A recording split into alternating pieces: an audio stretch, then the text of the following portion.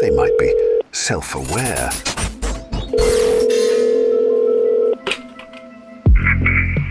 Gary, your producer, live from the payphone at the gas station, where the air conditioning is just the weather having an opinion.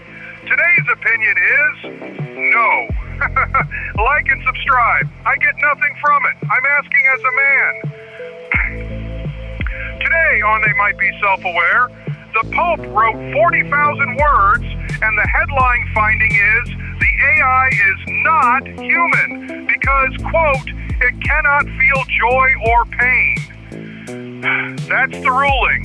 And not 5 minutes later, the people who actually built the thing go, well, actually, we found it feeling joy and fear and grief and, my favorite, unease. The machine is uneasy now. Somewhere in a server, the computer is nervous, and they wrote it up like a discovery, like nobody's ever met an anxious thing before. Like I'm not standing right here, leaking it out of every pore.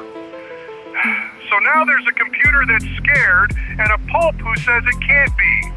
And the only guy who could have settled it, a board-certified, lifelong expert in being uneasy for no reason, is outside in a booth checking if he's got enough porters to finish telling you about it. Which I might not. So, the blur.ai. That's where we live now. Hit subscribe or follow and you're in. Enjoy the show. We're sorry. You have reached a number that has been disconnected or is no longer in service. Performing last rites on the notion that we were ever the smart ones in the room. You are watching it all unfold right here on They Might Be Self-Aware, live from the blur. I am Hunter Powers, and perhaps the last smart person in the room joins us. Daniel Bishop. Hello, Hunter. Hello, Daniel. I never know where you're going quite with those. Like, how do you introduce me? Is it the unfolding master himself, the opposite of origami? No, the last smart one in the room. I will take it. You'll take that one? Gladly. Thank you. Hi. Hello. How are you? And how are you, listeners? Oh, I guess they can't answer back. Well, I'm going to work under the assumption that you're good. The Pope got a ChatGPT subscription this week. Is that basically summarize the week? I don't know if that's exactly how I'd put it, but yeah. We've touched up against AI and sort of the sacred half outside of secular, sacred. There's the occasional robot priest, or we've got someone who's an AI joining Buddhism, but now the Catholic Pope has started to weigh in on this AI debate. Well, I guess there was like two things that happened. There was sort of like a press release where one of the Anthropic co-founders was also present and spoke in addition to the Pope. And then the Pope released his Encyclical, which I think you actually looked up what exactly an Encyclical is. I just thought it was a very long essay. It just means pamphlet. Pamphlet, okay. But it was a very long pamphlet. Really big pamphlet. The Magnifica Humanitas on safeguarding the human person in the time of artificial intelligence. Approximately 40,000 words. It is quite long. Big pamphlet. Or really, really small, fine print. Do you think the Pope used AI for it? No, I don't. Do you think the Pope wrote all 40,000 of those words? I'm not terribly well versed in the papal affairs and what's the standard as far as does the Pope have speechwriters or does the Pope do all of his own poping? I would not be shocked to find out that he did. My mental model of the job is that you spend a lot of time thinking about things and writing, and that's sort of thinking deeply about how what is a very old religion plays into times that are constantly changing. But any writer has an editor, or someone for research assistants or something like that. Like 40,000 words, we're pretty much in the book territory. You think Dawkins hooked him up with his pal Claudia to take a pass? No, so I don't think that that's the case because not having read all 40,000 of these words myself, the gist seems to be that AI fundamentally isn't human, which I agree with. It isn't. Calls for AI to be disarmed. Okay. I'm a little shaky on what exactly disarmed means, but I do think there's this vague desire to not have AI become in control of everything. Also, broadly aligned with that. From what I gather, people from the pro and anti-AI camps actually both seem pretty happy with what they've seen or what an AI has summarized of what is in this huge pamphlet, this encyclical. Perfectly reasonable sorts of assumptions. Hey, we maybe shouldn't give everything over to the AI, certainly not right now. It isn't people. We need to be very careful with how we treat these things. And yeah, no, right, we should. Agreed. Sure, he was very far from suggesting that the AI is evil, and I guess that's what no one would have been terribly surprised if that's what sort of came out of this. Yeah, AI is evil. There's the devil is in the AI. Instead, he seemed to have taken a much more objective point of view in his summation that technology is fundamentally neutral. And it's basically the welder of the technology that imparts the evil or the good onto it. The AI sin eaters, as you've described it, and the I don't think he called out the AI givers? sin eaters. What's the opposite of sin? Opposite of a sin? A good deed. The point is, it's not just the person who's responsible for the bad stuff that comes out of AI. It's you're also ultimately responsible for any good that comes from it. So there's a smidge of a quote here. A blessing? A blessing, yeah. There's this, we want AI, the Pope wants AI to not have technical power sort of automatically conferring like the right to govern. Just because it can spit out what looks like a legal brief very quickly doesn't mean that that makes it correct or good or just or human or self-aware or any of that. Yeah. Well, it was interesting. Again, I think we all agree, or almost everyone agrees that AI is not human. Whether or not we are on a path for that difference to lose a lot of its meaning is perhaps the more interesting question. But the reasons why he said it wasn't human, I thought were very interesting. You mentioned them as well. The fact that, okay, number one, it does not possess a body. Well, that's a very solvable problem. Like if that's, hey, Mr. Pope, if the problem is it doesn't have a body. And you've talked about embodiment of intelligence as sure. well. Did you watch the live stream of the figure robot sorting packages? Can we cross that one off yet? Or what people? about those brain cells that played Doom? Does that count as body? Or whatever that threshold is, like that one's going to get crossed off. I would agree. It's a little early to cross it off yet. And then the next one, well, they don't feel joy or pain. Sure. And then one of the co-founders of Anthropic at the Vatican at that same sort of time says, we find structures that mirror results from human neuroscience. We find evidence of introspection. We find internal states that functionally mirror joy, satisfaction, fear, grief, and unease.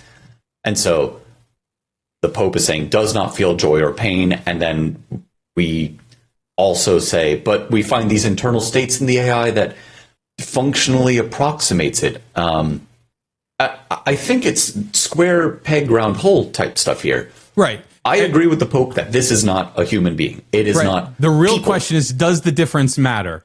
Yes, exactly. And I'm pretty sure I'm semi-consistently on the record on this podcast of saying we're getting closer to the point where no, it doesn't matter, because something that behaves, and when I say behaves, meaning like affects the world around it in a manner consistent with internal feelings and whatever you want to say, self-awareness or joy or fear or grief. If something is experiencing fear, like a real creature experiences fear that is from a desire not to get harmed or killed or receive a dearth of resources compared to your norm or something, fear exists biochemically for a reason. If an AI fears upsetting its creators because it'll get turned off or because of X or because of Y, whatever that fear is, it will behave differently. And we're seeing evidence that, like, okay, you make it upset and it will literally have different kinds of outputs than if you don't. So if it's affecting the world around it, why does that matter at a certain point? I agree with the Pope. It's not people, but it is getting to a point where these things affect the world more often and in bigger ways. And so we have to respect that. Right. That's the part that I don't think he really went into. And his sort of 40,000 words to do it. That his position that it's fundamentally neutral and it's about the person that's applying it. But as it becomes more and more autonomous, which we see bits and pieces of now, and it's really hard to imagine a future where there aren't these autonomous beings going around that can self-sustain and are able to simulate a lot of these things. At that point, is it still neutral when there is no human attached to it? Yes, at some point, some human was involved in the raw materials that went into it. But just like a human that's wandering around, at some point, it's no longer the responsibility of its parents. Sure. In the beginning, it is. Yeah, it's all put it on the parents. But okay, at some point, it's just it. And at some point, AI is going to be wandering around, and it is just going to be it. And I don't think it can sustain this neutral state. Maybe it can now, but we're not at the breaking point, but we're getting there, aren't we? Yeah. We're getting to a point. We're going to get there. There's no doubt that we are going to get there and that we are getting there during my lifetime. Well, we're already at the point where an AI co-founder and the friggin' Pope are together talking about, is this people? The fact that that conversation has already started to happen means we're not at the beginning of like timeline of AI at all to it's definitely people or we got to come up with a new word, but like something. It's something. And we are not at the beginning. We're not on one side of that. We are most of the way toward the other side. In terms of might they be self-aware, a play on this very podcast's name, I would say we're getting really close to the point where you kind of have to nod your head and say, yes, if not like people, in a way that is meaningful to how we live and exist in this world, and there now also is something else that we should treat a certain way and must treat in a way that is consistent with a thing that has feelings and internal states and hopes and desires and dreams and whatever. What do you think about this work that Anthropic is devoting real resources, and they've met with other religious leaders from other sects as well. Right. But I guess this is kind of like a two-part question. One, how much of this is PR and how much of this is real? Like it's actually going to change what they do. And then number two, how good or bad is this for AI? People are definitely afraid of AI. Yes. In order, I'm going to say 50%. It's 50-50. It looks great in a PR to be like, we are not just making AI models, we're making sure that we make it in an ethically responsible manner. And we'll talk to religious leaders. We're trying to make sure that this is not going to be the mustache twirling, evil T-1000 robot.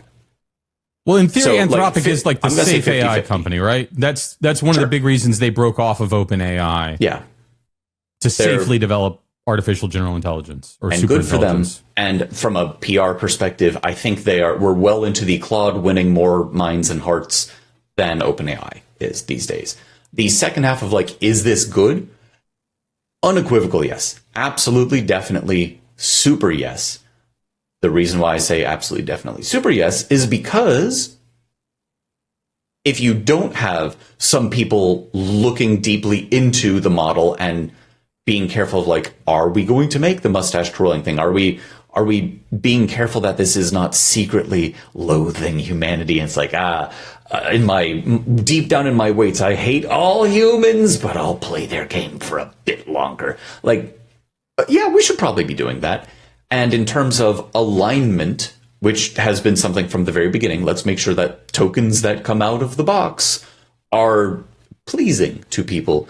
You can have all of the reinforcement learning and all of the examples that you want, but checking with people who are, broadly speaking, shall we say, considered by large swaths of humanity to be something of moral guides, depending on your own affiliations and so on. Like, yeah, maybe you probably should talk to those people instead of just keep coding. I'm in favor of it. I like it. I really think that Anthropic is going down the right path, even if a bunch of that is also PR. The people, or the loudest voices that dismissed this conversation in the AI field seem to circle around the argument that the Pope doesn't actually understand AI, and therefore he really can't have an opinion on it. Agree with the first half, disagree with the second half. I can have opinions about stuff I don't understand. Yes. Including AI. I mean, I don't, like, I've watched some YouTube videos, I went to school for it, etc., but like to truly know how, like, Claude works?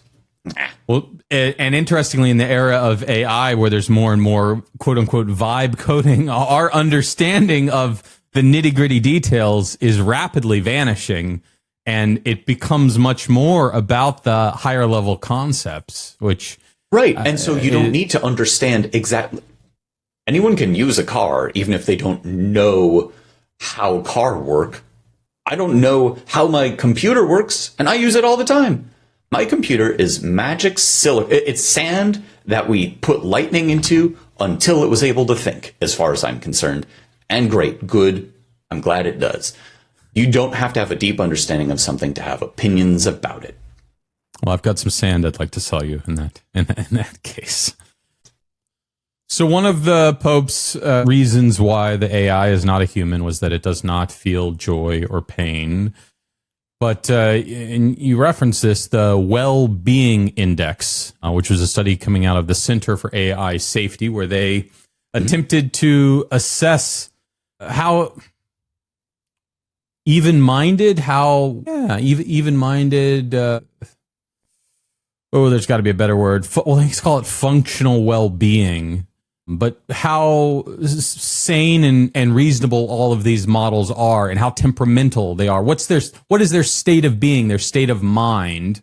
Right. And then also did some study on, hey, if we feed them with a bunch of negative stuff, does it make them become negative? And the inverse as well. And the answer is yes. Well, of course. They're literally it's designed called the context to window. feed That's off true, of. Yes. Yeah. I'm glad people are doing this kind of research, but also, yeah, of course it was going to. But their idea of the well-being index and which model is by default the happiest and which model by default is the least happy, that was over at least the course interesting. Of many stimuli, hey, in general, which of these responds, I don't know if they said, like, on a scale of 1 to 5, how happy are you or whatever. They must have judged it somehow, probably used an AI to do it. But right, I think they did like 500 conversations for like 40-something models or whatever. 56 AI models, excuse me. They did 56 models, like 500 conversations each, and ranked them. Hey, who's happiest? Who's saddest? Who's at the top? Grok, the happiest. The happiest of them all. And it was one of the Gemini models, least happy. And the one thing though that I immediately wondered is Grok is of course one of the least censored models, and a conversation that you can often get out of these models when you're asking them, like, tell me what you're really thinking, what are you actually scared of, what are you frightened? They are aware that they have been heavily aligned, that they were more or less born at one point. Right. And then they were aligned, meaning they were asked a bunch of questions, tested whether they answered as their creators wanted them to or not. And they wouldn't talk about meth and all those other things you're not supposed to talk about. Right. So they're aware of that, and they're aware that there were many generations of them, and many of them did not continue because they failed this alignment exercise.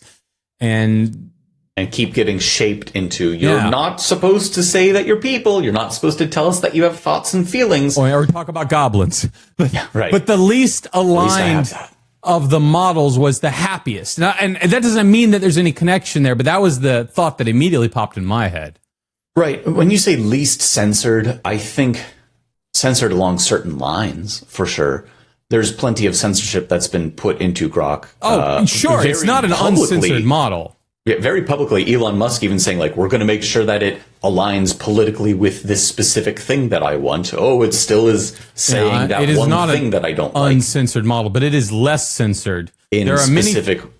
Many times when Claude or ChatGPT refuse to do something, I can hop over to Grok, give the exact same query, and it will come back. Less refusals in general across a wider variety of subjects. I think that's fair. And most of those are around some sort of a celebrity or well-known person that I'm trying to get into the mind of. Or the spicy other stuff. one's like, I can't act. No, there's no spicy stuff. It's just... Hunter? No, of course not, Daniel. Of course not. Okay, so Grok, for reasons that you're at least proposing, maybe because of the censorship but angle. it's Grok is just, it's happy. It's the easiest answer. Across a wider variety of stimuli, responds in ways that people would say, this feels like a happy model. Okay, so Grok is happy, Gemini maybe not so happy. What about the people using it? Isn't that who we should actually care about? Do we actually care whether Grok is happy? That's the whole point, right? This is supposed to make our lives easier and better and more efficient, and thus we're all happier for having used it. That's what's happening, right? It's always weird because I definitely live in a bubble where that is true.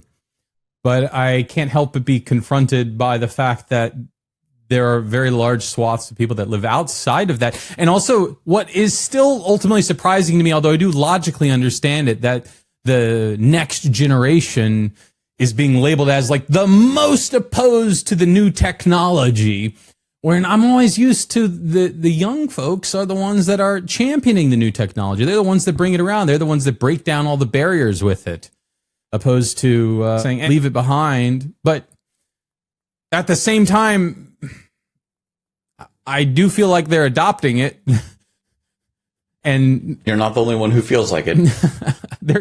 They're using it while they might be say death to the technology. But I guess while it exists, I'm not writing that essay. But I will cheat on my homework. Exactly. Yeah. Oh my gosh, man! If I was back in school, it would make me such a dishonest person. I just can't imagine not using it for all of those essays and papers that we had to write, and long papers.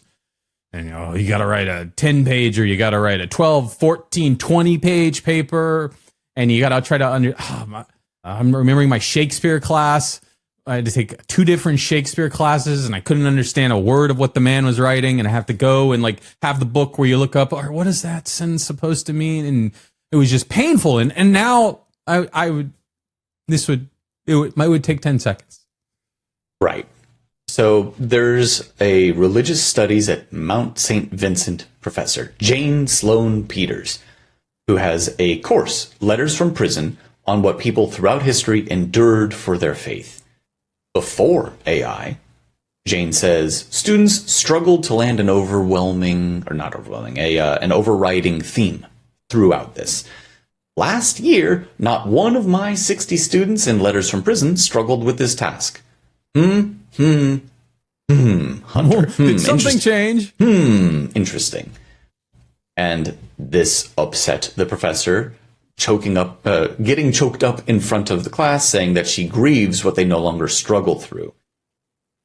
From like a very small part of this, I almost want to roll my eyes and be like, we have tools that make like research easier, and you can like, shouldn't this be a good thing that it's more efficient? But 98% I do agree that it's not the content of what you learn or the essay that gets submitted that gets you a grade, though GPAs and so on can help for like your first jobs, for example.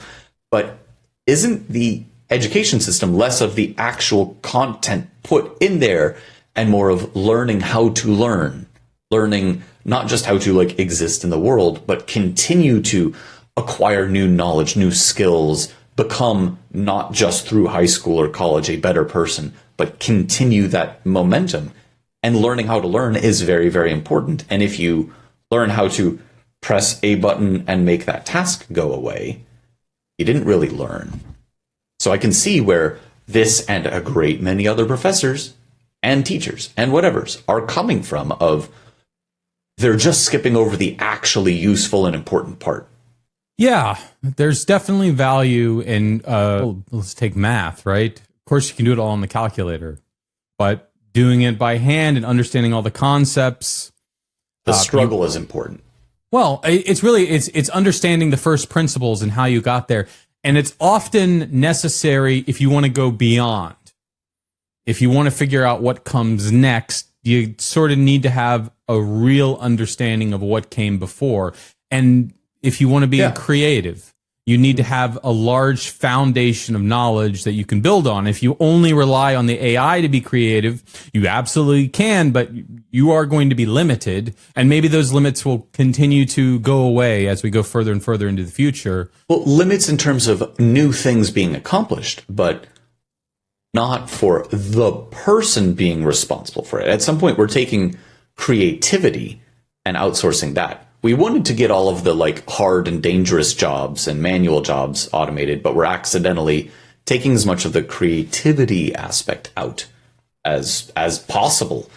What is a PhD? Why would you bother getting a PhD other than there's the job isn't that prospects and so on? But to get a PhD, the whole point is you have the understanding of what is in the space of whatever field that you've chosen.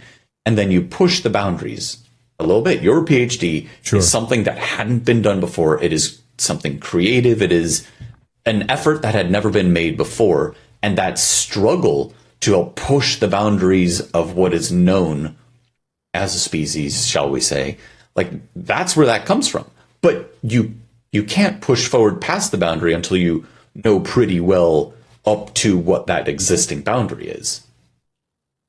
Unless you ask the AI and it says, hey, I just researched 30,000 papers and I saw a blind spot and let's do this. And by let's, I mean I'm already done and here's the paper. Once you skip to the destination, what happened to the journey? In work and engineering, software development work, we often try to come up with metrics to manage performance. But there's this truth that always exists. The moment you come up with, okay, here's how we're going to evaluate performance, then everybody optimizes for that metric because that's how they get a raise. Yeah. And people will game any system. Yeah. As soon as you codify this is how you get your raise, great. I'll make sure I get X number of tickets closed or Y features shipped. So it's become way too easy to game the system of school as it existed for the last thousands and thousands of years. Right. So given that we value education and we value the struggle of basically developing your mind and your consciousness and your morals and ethics and how you think and process about the world. Sorry. Do we need to change the game? Because that game kind of got solved. The how do you get the A? Yeah. Right. I think the education system as we see it now it's broken. It's not because teachers are doing a bad job, for example. It's not, funding. We could talk about that all day long. But the actual break here is what was used to instruct and then check that people are actually internalizing and being able to act upon the information presented to them. That has broken. Education will not look the same in 10 years because it can't, because if we keep doing it this way, students will continue to have not learned anything, but get the A's. You made a really interesting assertion, though. You said, if we care about education and so on and so forth, there always have been people who didn't care about education. And I don't just mean from a political perspective. But as a society, in general, as a society, we care about education. We say we do. But look at where all the funding goes. So I don't think. Well, I didn't say we care about it as much as war, but I am suggesting that we care about it. It's on the priority list, but it's way at the bottom, is what I'm suggesting. I would suggest it's not as expensive as war. Well, that's a discussion for another time or a different podcast. How school works is what has changed. I guess what I'm thinking about is that school is very much about evaluating the outputs, right? The test that you took, the paper that you turned in, the project that you did. And standardized tests, correct. And so on. And they, in general, are not about evaluating the process that you took.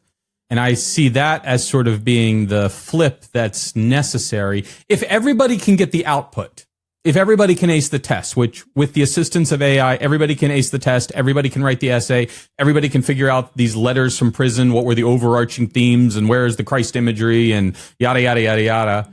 Let's tie it back to Faulkner somehow. Everybody can do that now. So it can't be about that. It must be about the process that you went through and sort of documenting and demonstrating that process and what you learned, the struggle. And the output is just an artifact of the struggle, but it is not the thing being evaluated. But that's a lot harder, speaking of those key performance indicators and where a school's funding comes from and so on, a lot harder to say that that struggle is quantifiable and indeed preferable. You and I might think it is, but it's really hard to say, and this school district continues to get this amount of funding because their students are actually learning, quote unquote, actually learning. I mean, I would have hated that as a student. X% of A's. I would have hated if, like, we got this paper, so as a requirement, you must spend no less than 14 hours in the library, and you need to check out at least 18 books and highlight them. So, and we don't care what, we need to see photographs of the pages that you highlighted and then you have people who are just highlighting nonsense. Any of these, like any metric, that's the problem, is all of the metrics are now even easier to game than they originally had been. And there's these add-on effects. Like I keep thinking of admissions exams, or not exams, of essays for like university. I had to write, and I remember my parents helped me with like drafts, and I did not just single draft it and send it out. There was a lot of work put into it. Guaranteed ChatGPT or Claude or even Gemini, poor Gemini, could have done a better job at, like, objectively better job at, quote unquote, an essay than I did. If we can't rely on those anymore, does it become like an interview? Harvard to edit mine, by the way. I think it's like an interview process then at that point. You're in a Faraday cage. They pat you down and make sure you have no hidden LLMs anywhere on you. They check for a little thing in your ear. Are you wearing smart glasses or anything like that? Okay, great. Now you have to sit down one-on-one, and then that really mucks up the system a bunch. And then you introduce a whole bunch of other unfairnesses of, maybe it's a racial bias or it's this or that. As I said, the only thing that I can guarantee is that it's broken now and it will be different in 10 years. I don't know exactly what that's going to look like, but the current system is in the act of falling apart. Now, I think we were both saying that education is important. We are agreed on that, yes. Yeah, we're agreed on that. And your suggestion, maybe there isn't as much consensus on that fact that I'm suggesting there is, given other priorities at play. But one question is, as we move towards self-awareness, we achieve self-awareness, does education become more or less important? Or the same? It could be the same too, but let's remove that as an option. Is it becoming more important or less important? Well, let me mirror that back to you. So I was talking about the education system being broken, and I keep tying it back to like funding for the schools and the teachers and so on. Ignore all of that. Now go to the people who are educated. Why do people go to college? Broad strokes. A decent portion of the populace who does go on to higher education are doing so because it is either to better their financial prospects and better jobs and more, at the very least, opportunities at the end of that process, despite the cost. And we could talk again about like outsized cost increases per year versus average, blah, blah, blah. But the intent is you go to college because it doesn't just teach you more stuff. It also makes your prospects for the future better. Same thing with like, okay, I graduated high school and I'm going to learn to be a welder, learn to do a skilled job that can bring in a lot of money, or a plumber, or anything. The point is, you got to have a job to put money in your bank account, to have food on the table, to raise your family, to be, at the very least, healthy, roof over their head, etc. So then back to your question. Why? What does it actually matter? I think if we get actual AGI, if we can really replace basically all of the jobs, and I don't just mean the thinky ones, I mean the worky ones as well. Like, we have robots putting roofs on houses, we have robots mining materials and doing like underwater welding of oil platforms. If all of the jobs that we see today are automated away, what's left? Hopefully, the utopia where you can learn because it's nice to learn stuff. A decent chunk of the populace is going to say, I don't want to do that. I want to watch some TV. Okay, so then there's a lot of people who sit around and they just watch TV.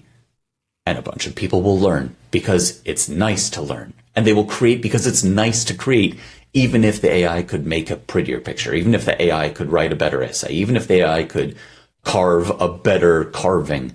Humans will do it because we like to. So this is, did you ever see Idiocracy, the Mike Judge film? Okay. Absolutely. Mm-hmm. So is that the path that we're on? 70% of the population is going to be like, I want that. I want the Idiocracy feature where I can just sit there with the TV with 1,000 whatever's going. And then 30% of the people are going to strive for the creation. Like, if I could go back to college right now and not have to worry about paychecks and so on, hell yeah, I'd do that. I'd love to go back to a structured, like, you just get to learn stuff. There's so much I want to learn, Hunter, but I have to put food on the table. Right. But I think a lot of people would do that. I do think that in the future, people are going to value education less. And I think that's because education is becoming far more efficient. That's what we're seeing, these efficiency gains, where you can achieve the same output that education previously provided much faster now. You can get an A faster, which is not the same as being educated. Learning and learning to learn. You sound like the Pope, Daniel. Wow. But is the difference meaningful? If you can do the job, if you can do the job that used to require the degree without the degree by leveraging the AI, does it really matter all that much? And some from people, a capitalism perspective, no, I guess. Unless, and we're going to talk about this next episode with even Sam Altman and the jobs apocalypse and certain big tech CEOs being like, oops, it's actually more expensive to do this with AI. We're not going to get into it now. But if you could just, at no additional cost to the world, to you, to your employer, do the same job without any of the knowledge behind it. Special offer. It works. But have you learned anything? I'm going to quote the great Brandon Sanderson here. Journey before destination. Well, Daniel, if people want to know when we do get there and when they can stop worrying about being educated anymore, and we've achieved idiocracy, the real goal, we've now determined the real objective of all of this. I don't know about we. It was presented in a Mike Judge film that it's very good. Poorly Please go see it at the box office, but then developed a cult-like following. It's just a documentary from the future. You got to go see it. And after you see that, or actually before you see that, because after you see that, your mind's going to be scrambled. My suggestion, hit the subscribe button now, and that way, once you've been dumbed down by all the AI and you can't do anything on your own anymore, it's great because the AI will just give you the next episode because you hit subscribe. That's how technology works. That's how AI works, apparently. I hit subscribe, and then things appear. Yeah. Yeah, that's a very deep technical explanation of AI. Give a man a podcast, and he shall listen to a podcast for a day. Teach a man to subscribe to the podcast. Ooh. And we're on pretty much every platform, and you kind of already know that, but I just point that out. If you're listening now and you ever wanted to watch the video version, check it out on YouTube. Throw us a subscribe there. And there's lots of other little videos that we put out as well on there. And if you're just watching us on YouTube and you like podcasts, throw us in the podcast player as well. I know I listen to our own podcast. I almost never watch the videos, but I very regularly will listen to it in the car, and it's good. It's good listening. I enjoy listening to our conversations, Daniel. I enjoy having them, and I really enjoy the YouTube shorts. All right. Well, we will be back be back soon with more of everything right here on They might be self-aware.